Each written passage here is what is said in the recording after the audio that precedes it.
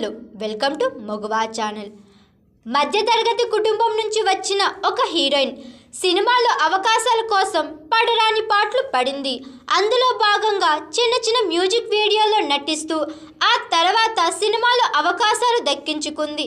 Cinema రంగంలో స్థిరపడాలని కోరికతో ఎంతో కష్టపడింది. అందులో భాగంగా ఆమె సినిమాలతో పాటు ఆమె ఎన్నో ఆల్బమ్స్లో మెరిసింది.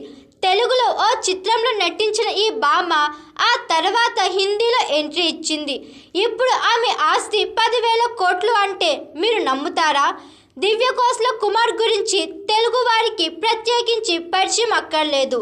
ఈమె తెలుగు సినిమా లవ్ టుడేతో టాలీవుడ్ ఎంట్రీ ఇచ్చింది.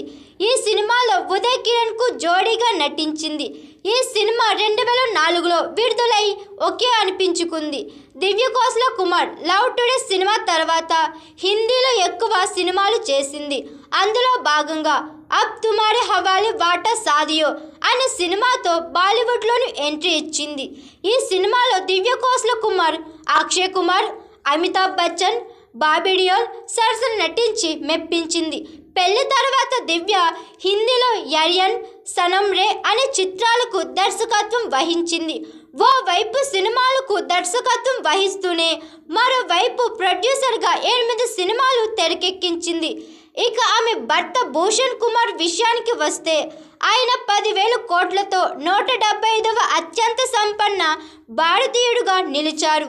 అలా ఒక మధ్యతరగతి కుటుంబం నుంచి వచ్చిన దివ్య తెలుగు సినిమాలో నటించి ఆ తర్వాత హిందీలో హీరోయిన్గా ఎంట్రీ ఇవ్వడం, ఇక అక్కడి నుంచి 1,000 కోట్ల రూపాయల సామ్రాజ్యంలో తన జీవితాన్ని గడుపుతూ ఓ అరుదైన రికార్డును క్రియేట్ చేసిందని చెప్పొచ్చు.